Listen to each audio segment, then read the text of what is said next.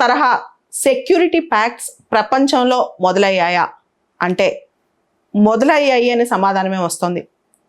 AUKUS, Australia, UK, US, ఇదొక security pact. ఇది start అయ్యి 18 నెలలు అయింది. సెప్టెంబర్ 2021లో ఆకస్ అనే ఒక security pact, trilateral pact Australia, UK, US మధ్య స్టార్ట్ అయింది.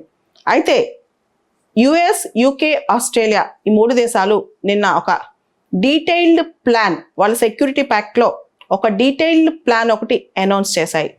దీనిలో ముఖ్యంగా వాళ్ళు new fleet of nuclear powered submarines, అంటే న్యూక్లియర్ పవర్డ్ జలాంతర్గాములు మీకు తెలుసు, సబ్మరైన్స్, న్యూక్లియర్ పవర్డ్ సబ్మరైన్స్ తయారు చేద్దామని కొత్త ఫ్లీట్, కొత్త టెక్నాలజీతో అనుకుంటున్నాయంట.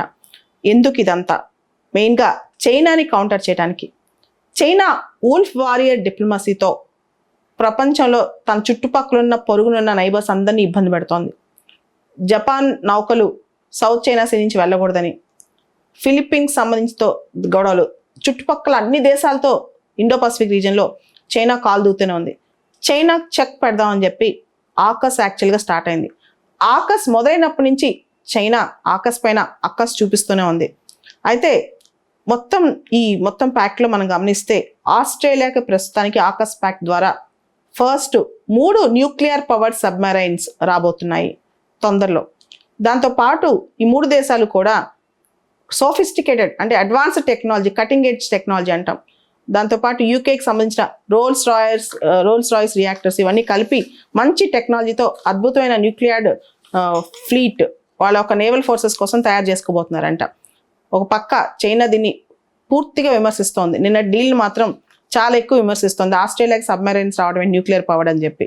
సో ఈ డీల్ వల్ల వాళ్ళు 3 దేశాలు చాలా పెద్ద తప్పు చేస్తున్నాయి, ప్రపంచాన్ని డేంజర్లోకి నెట్టేస్తున్నాయి అని చెప్తుంది అనమాట. చైనాకి చెందిన యుఎన్ మిషన్ ఒకటి ఏం చెప్పిందంటే, యుఎన్లో ఉన్న మిషన్ నాన్ ప్రాలిఫరేషన్ యొక్క ఎఫర్ట్స్ అని పక్కన పెట్టి ఆకస్ వాళ్ళు చాలా పెద్ద తప్పు చేస్తున్నారని చెప్పి ప్రకటించింది. అయితే యుఎస్ ప్రెసిడెంట్ జో బిడెన్ మాత్రం ఈ ప్రాంతంలో ఇండో పసిఫిక్ రీజియన్లో శాంతి కోసం ఇదంతా చేస్తున్నాం, ఆస్ట్రేలియా న్యూక్లియర్ ఆర్మ్డ్ కాదు, న్యూక్లియర్ పవర్డ్ కంట్రీ అవటానికి అంతే అని చెప్తున్నారు. అంటే Australia nuclear weapon free country అనమాట, nuclear free country, non nuclear country. అలాంటి ఆస్ట్రేలియా న్యూక్లియర్ సబ్మరైన్స్ కొంట ఏంటని చెప్పి చైనా కంప్లైంట్ చేస్తుంటే అమెరికా మాత్రం ఆస్ట్రేలియా సెక్యూరిటీ పర్పస్లో న్యూక్లియర్ వార్షిప్స్ తీసుకుంటుంది కానీ ఆస్ట్రేలియా న్యూక్లియర్ ఆర్మ్డ్ అవటానికి కాదని చెప్పడం జరుగుతుంది. దాంతోపాటు ఆస్ట్రేలియా ఇంకా కూడా న్యూక్లియర్ ఫ్రీ కంట్రీయే. ఈ న్యూక్లియర్ సబ్మరైన్స్ కొనుగోలు చేయడం ద్వారా, ఈ న్యూక్లియర్ సబ్మరైన్ ప్యాక్స్ వల్ల ఆస్ట్రేలియా న్యూక్లియర్ జోన్గా లేదా న్యూక్లియర్ కంట్రీగా డిక్లేర్ చేయాల్సిన అవసరం లేదు అని చెప్పి కూడా జో బిడెన్ చెప్తున్నారు. దాంతోపాటు ఈ 3 న్యూక్లియర్ పవర్డ్ సబ్మెరైన్స్ కొనడం ద్వారా ఆస్ట్రేలియా మిలిటరీ కేపబిలిటీస్ చాలా ఎన్హాన్స్ కాబోతున్నాయి. దాంతోపాటు sophisticated nuclear propulsion technology America నుంచి ఆస్ట్రేలియాకి వస్తుందన్నమాట. ఇప్పటి వరకు గత 70-80 ఏళ్ళ చరిత్రలో చూసుకుంటే న్యూక్లియర్ ప్రొపల్షన్ టెక్నాలజీ అనేది అమెరికా కేవలం యూకేకి మాత్రం ఇచ్చింది. Australia is the second country to get the nuclear propulsion technology అనమాట. సో ఈ సబ్మెరైన్స్ కనుక ఆస్ట్రేలియాకి వస్తే ఆస్ట్రేలియా యొక్క నేవల్ డిఫెన్స్ అనేది చాలా స్ట్రాంగ్ అవుద్ది. ఇది చైనాకు అస్సలు నచ్చట్లేదు ఇండో పసిఫిక్ రీజియన్లో. ముఖ్యంగా ఇంతకుముందు ఆస్ట్రేలియాలో ఉండేవి డీజిల్ ఇంజిన్ సబ్మెరైన్స్, డీజిల్తో నడిచేవి. ఆస్ట్రేలియాకి అవి ఏమాత్రం పనికిరావు. ఆల్రెడీ ఆస్ట్రేలియాకి ఫ్రాన్స్తో కూడా డీజిల్ సబ్మెరైన్ కొనుగోలు ఒప్పందం ఉంది. 2021లో ఆస్ట్రేలియా ఈ ఒప్పందాన్ని పక్కన పెట్టేసింది. ఎందుకంటే డీజిల్ ఇంజిన్ సబ్మెరైన్స్ ఇప్పుడు అంతగా వాటికన్నా కూడా న్యూక్లియర్ పవర్ సబ్మెరైన్స్కి ఎక్కువ పాపులారిటీ అనమాట. సో వీటన్నిటి తోడు ఆస్ట్రేలియా లాంగ్ రేంజ్ స్ట్రైక్స్ కూడా ఈ న్యూక్లియర్ సబ్మెరైన్స్ ద్వారా చేయొచ్చంట. సో ఆస్ట్రేలియా సంబంధించిన సైలర్స్ ఎవరైతే నేవల్ ఆఫీసర్స్ ఉండారో సైలర్స్, వాళ్ళు ఈ సబ్మెరైన్స్ వాడకం సంబంధించి యూకే యుఎస్ నావికా దళాల దగ్గర స్పెషల్గా ట్రైనింగ్ తీసుకోబోతున్నారంట. పర్టికులర్ స్పెషల్ ట్రైనింగ్ తీసుకోబోతున్నారు. తర్వాత 2027 నుంచి యుఎస్, యూకే, అమెరికా, బ్రిటన్కి సంబంధించిన small number of nuclear submarines, కొన్ని small number of nuclear submarines Australia దగ్గర, వెస్ట్రన్ ఆస్ట్రేలియా దగ్గర పెర్త్ రీజియన్లో ఉంటాయంట. ఎప్పుడు ఎవరికైతే ఆస్ట్రేలియా చాలా ఎక్కువ small number of nuclear submarines కొనుగోలు చేసుకుని తయారు చేసుకుని ఈ డీల్ మొత్తం అయ్యేదాకా 2027 నుంచి కూడా కొన్ని యూకే యుఎస్ సంబంధించిన సబ్మెరైన్స్ అక్కడ బేస్ అయి ఉంటాయంట. ఇది కూడా చైనాకు నచ్చట్లేదు. ఎందుకంటే ఇది చైనాకి సెక్యూరిటీ థ్రెట్లా చైనా భావిస్తోంది. అండ్ చైనా పెత్తనం ఏరియాలో తగ్గే అవకాశం కూడా దీంతో కనిపిస్తుంది అనమాట. దాంతోపాటు ఈ కొత్తగా కొన్ని న్యూక్లియర్ సబ్మెరైన్స్ ఈ 3 దేశాలు ఆస్ట్రేలియా, యూకే, యుఎస్ కలిసి ప్లాన్ చేసి, డిజైన్ చేసి, బిల్డ్ చేసే దిశగా వెళ్తున్నాయి అనమాట న్యూక్లియర్ పవర్ సబ్మెరైన్స్. ముఖ్యంగా ఆ ప్రోగ్రామ్ పేరు, ఆ మోడల్ పేరు SSN AUKUS అని చెప్పి. SSN AUKUS అనేది British technology, Australia technology, America technology, అందరి టెక్నాలజీస్ కలిపి తయారు చేస్తున్నారు. ముఖ్యంగా బ్రిటిష్ డిజైన్, యుఎస్ టెక్నాలజీ దీనిలో ఎక్కువ ఉంటాయి. 3 కంట్రీస్ కొలాబరేట్ చేస్తే బ్రిటిష్ డిజైన్, యుఎస్ టెక్నాలజీ దీనిలో ఎక్కువగా వాడుతున్నారంట. జో బిడెన్ ఒక మాట అన్నారు, ఇండో పసిఫిక్ రీజియన్ అనేది ఫ్రీగా, ఓపెన్గా ఉండాలి, రూల్ బేస్డ్గా ఉండాలి అని చెప్తున్నారు. డెమోక్రసీస్, ప్రజాస్వామ్యాలు భద్రంగా ఈ ప్రాంతంలో ఉండాలన్నా, ప్రాస్పరస్గా ఉండాలన్నా ఇక్కడ భద్రత అవసరం అని చెప్పారు.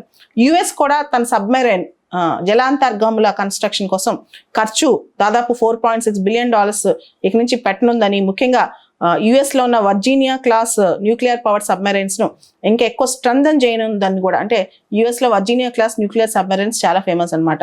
వాటి కోసం ఎక్కువ ఖర్చు పెట్టి వాటిని ఇంకా పవర్ఫుల్గా చేయనుందంటే యుఎస్. దాంతోపాటు ఆస్ట్రేలియన్ ప్రధాని కూడా, ఆయన కూడా ఒక మాట ప్రకటించారు.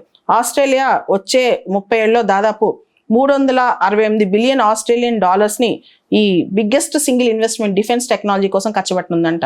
$368 ఆస్ట్రేలియన్ బిలియన్ ఆస్ట్రేలియా నెక్స్ట్ 30 yearsలో ఖర్చు పెట్టనుందంట. దీనివల్ల ఆస్ట్రేలియాలో లోకల్గా సబ్మెరైన్స్ కన్స్ట్రక్షన్, నేవల్ షిప్స్ కన్స్ట్రక్షన్లో లోకల్ జాబ్స్ కూడా బాగా పెరిగే అవకాశం ఉందంట.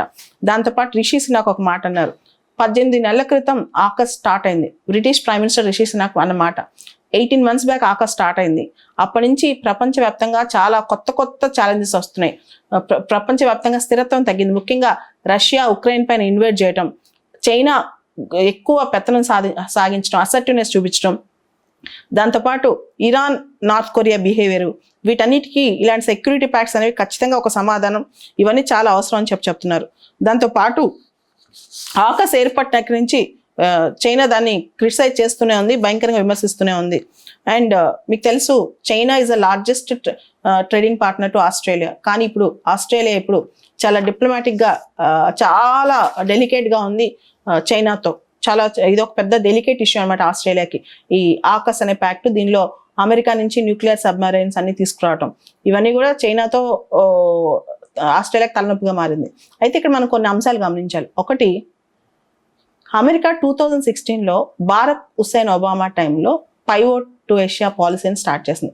ముఖ్యంగా ఇండో పసిఫిక్ రీజియన్లో అమెరికా ఫోకస్ పెంచిందనమాట. మిడిల్ ఈస్ట్ నుంచి, మిగతా ప్రాంతాల నుంచి అమెరికా షిఫ్ట్ అయిపోయి ఇండో పసిఫిక్ రీజియన్ మీద ఎక్కువ దృష్టి పెట్టిందనమాట 2016 నుంచి. అది మనం గమనించాలి. ఇక్కడ మనం క్వాడ్ కూడా అమెరికా ఈ టైం నుంచే చాలా ఎక్కువ ఫోకస్ చేస్తూ వచ్చింది. మలబార్ జాయింట్ ఎక్సర్సైజెస్ ఇవన్నీ కూడా. ఇంకా బ్రిటన్ విషయానికి వస్తే, బ్రెగ్జిట్ అయిన తర్వాత 2016లో బ్రెగ్జిట్ అయిన తర్వాత బ్రిటన్ కూడా తన అసర్టివ్ రోల్ స్టార్ట్ చేసింది ఈ ప్రాంతాల్లో. అండ్ ఇక్కడ చూస్తే రష్యా కూడా కోల్డ్ వార్ ఎరా పాలిటిక్స్ని ప్లే చేయడానికి ట్రై చేస్తుంది. అంటే తన రోల్ని అసెట్ చేయడానికి ట్రై చేస్తుంది, ఉక్రెయిన్ పైన దాడి ఇదంతా. అండ్ ఒక పక్క చైనా దాదాపు చుట్టుపక్కల అన్ని దేశాలతో గొడవలు పెట్టుకుంటుంది, అన్ని దేశాలపైన తన పెత్తనం సాగించాలని చూపిస్తుంది అనమాట. ఇటువంటి టైంలో మనం గమనించాల్సిన అంశం, అసలు ప్రపంచంలో నాన్ ప్రాలిఫరేషన్ గురించి మాట్లాడుతూనే రష్యా కానీ, యుఎస్ కానీ, ఇలాంటి దేశాలన్నీ కూడా ఒక పక్క నాన్ ప్రాలిఫరేషన్ గురించి మాట్లాడుతున్నాయి, వరల్డ్ సెక్యూరిటీ గురించి మాట్లాడుతున్నాయి. ఇంకో పక్క ఆ సెక్యూరిటీని దెబ్బతీసే ప్రయత్నాలు ఈ దేశాలు చేస్తున్నాయి. సో ఇవన్నిటిని ఎలా చూడాలి అనేది ఒక ప్రశ్న.